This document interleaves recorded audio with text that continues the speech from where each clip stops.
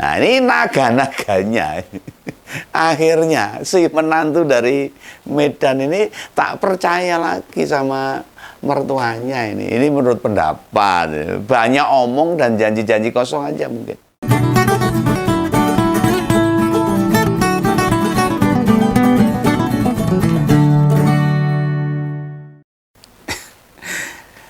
Menurut Om Begawan ini aslinya loh, aslinya itu cara berpolitiknya Pak Jokowi itu nggak jago-jago banget ya.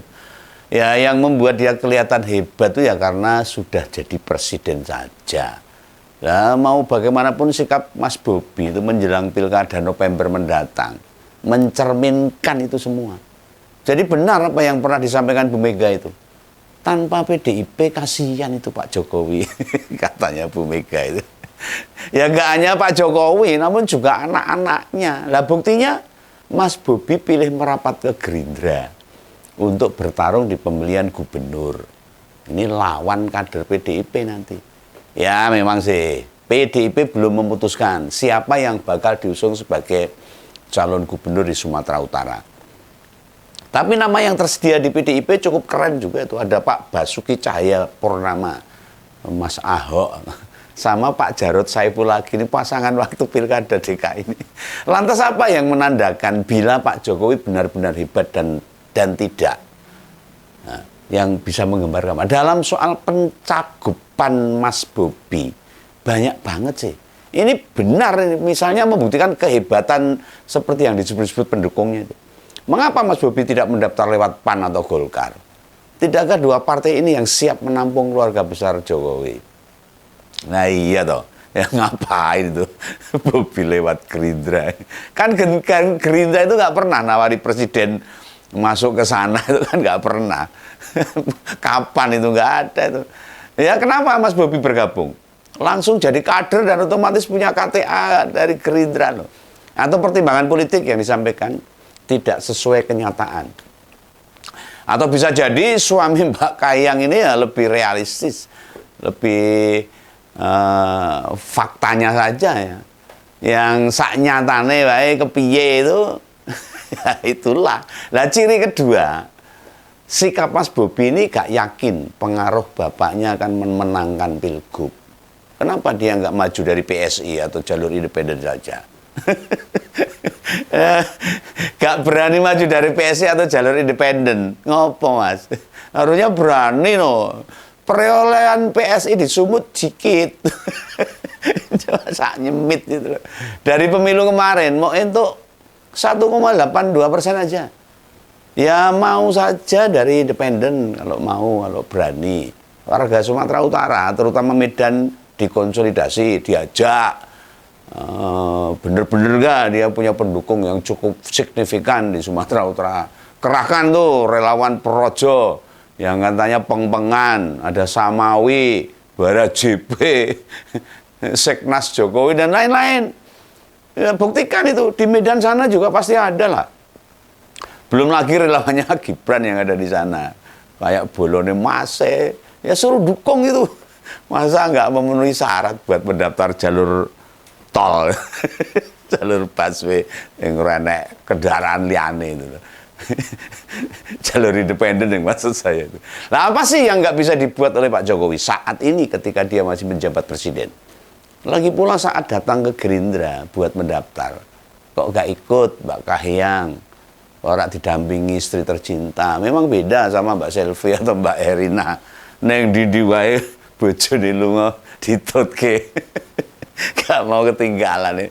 Ya itu mungkin karena mumpung suaminya jadi pejabat, atau nggak ikutnya Mbak Kahiyang itu mergo dilarang bapaknya ya bisa. Ini pendapat masyarakat kan boleh-boleh saja ini, bukan nyinyir loh, bukan provokatif. Ini pendapat. Ya, digotak-gatuk loh. Bisa jadi pas Mas Bobi memutuskan daftar lewat jalur Gerindra, itu dilapor sama mertuanya, diomong itu sama Mbak Kahiyang ini kira-kira gitu loh. Mungkin ngomong wes do ben wae lah, penting gue orang melu-melu. Mungkin ya orang tua biasanya gitu kalau nggak beras-beras kalau orang Jawa itu. bisa begitu tuh. Mungkin bisa begitu. Lah Pak Jokowi menganggap kok Bobi tidak percaya diri, hanya mau manut-manut dengan partai politik. Ini berbeda dengan yang diperlihatkan oleh Gibran.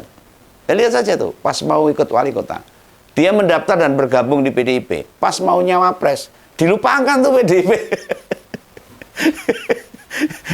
Ditinggal colut itu, kalau bahasanya Jawa itu colut ora pamit, dan mendampingi capres yang juga ketua umum Gerindra. Nah, di sisi lain calon yang dihadapi ada dari PDIP, nah partai di mana dulu Mas Wali diperjuangkan dan terpilih, gitu.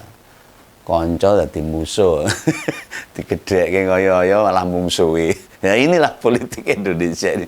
Nah seakan-akan keluarga Pak Jokowi pengen bilang, yang hebat itu mereka. Iya loh, aku yang paling hebat.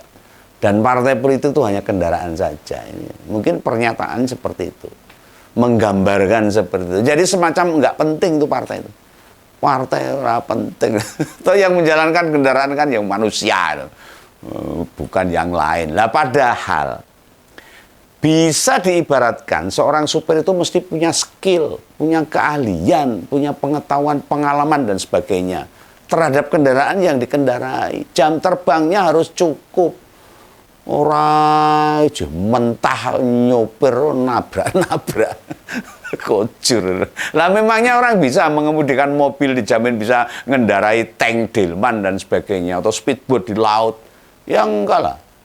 Apakah wali kota, gubernur atau ketua organisasi otomatis bisa mengetuai partai politik? Ya belum tentu. Ngomandui partai itu nggak boleh sembarangan. Butuh skill, kecerdasan, wise, atau kebijakan, dan ngerti visi partai kayak apa. Ada ideologinya seperti apa, dasar-dasarnya seperti apa, ADART-nya harus tahu itu. Nah disinilah bedanya ini. Jalur partai dengan jalur hau-hau. Ya ora padha, beda. Nah kenapa join, bergabung, koalisi, jadi kader dalam partai politik? Itu penting dalam kepemimpinan nasional. Nah ini bedanya. Partai politik dengan hanya kumpulan-kumpulan relawan itu beda. Bukan berarti relawan itu jelek atau buruk loh. Dalam negara demokrasi, mau buat relawan-relawan mendukung seseorang, silakan saja, bebas. Orang melanggar undang-undang. Mau bikin relawan hanya buat hura-hura, boleh. Tidak dilarang. Tapi ingat, gak bisa banyaknya organisasi relawan buat ngedaftar calon kepala daerah kan. Oh, daftar lewat relawan, gak bisa. Jalurnya independen. Relawan itu hanya bagian. Batasannya bukan banyaknya organisasi yang mendukung, tapi dukungan itu harus real, harus nyata. Orang etok-etokan, orang hapus-hapusan. Dibuktikan dengan pengumpulan KTP. Dan orang mau KTP tembakan, fotokopian, wis mati, baru didaftar. Banyak itu terjadi. Lah makanya, dalam hal ini Om Begawan nanya ini, jika Pak Jokowi hebat, maju aja dari jalur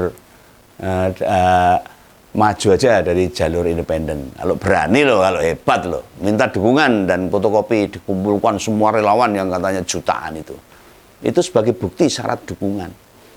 Orang relawan itu. Jadi jalurnya ada syarat untuk mencalonkan kepala daerah lewat independen. Yang pasti ada minimalnya berapa persen, itu ada syaratnya di KPU ada itu. Dari jumlah penduduk yang di sana. Itu diatur di undang-undang pemilu. Lah nyatanya, kenyataannya akhirnya Bobi lebih memilih merapat ke Gerindra, ke partainya Pak Prabowo. Ini juga menandakan kalau Bobi nggak mau diatur-atur oleh Pak Jokowi, atau malah justru Pak Jokowi akan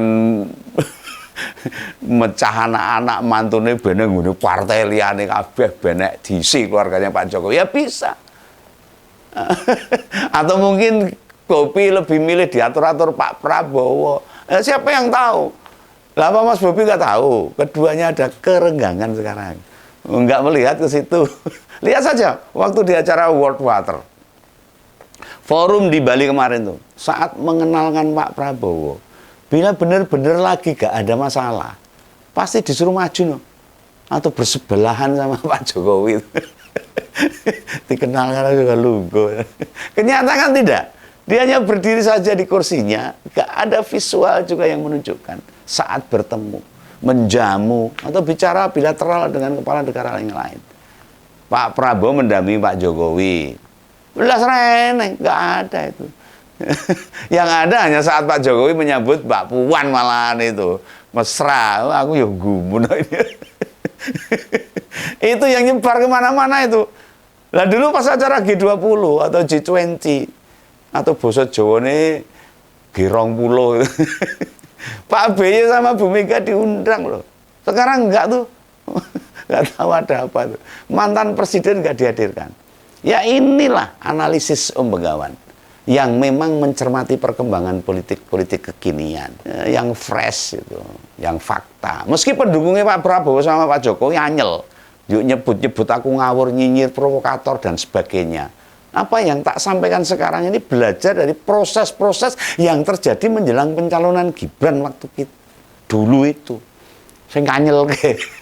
Kita melihat apa yang nampak aja. Tidak lagi mendengar apa yang disampaikan Pak Jokowi saat ini. Ini soal politik, Bung.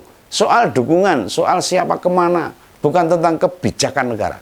Makanya peristiwa majunya Bobi di Pilgub Sumatera Utara dengan pilih nemplok ke Gerindra, ngekos di Gerindra. Ini membuka fakta. Makin lemahnya dan ketidakpercayaan pendukungnya pada dia. Jangankan pihak lain, nek mantune wae wis gak sejalan sama morotuane. Kan tanda-tanda memang ada sesuatu. Atau kebalikannya. Itu memang pilihan realistis, nalar lah. Bila karir politik wali kota Medan di masa mendatang, yang peluangnya lebih terbuka, jangan bilang pasti menang. Belum tentu. Soalnya kita belum melihat siapa yang bakal dilawannya di Sumatera Utara di sana itu. Padahal hasil pemilu 2024, pemenang pileg provinsi itu Golkar itu meraih 18,74%. Didampingi oleh PDIP yang hampir sama suaranya, yaitu 18,38%. Dan Gerindra di urutan ketiga 12,61%. Ini namanya rasionalitas politik Mas Bobi masih jalan. Tidak sekedar berpolitik dengan modal baper. Soalnya hasilnya ya kita tunggu aja.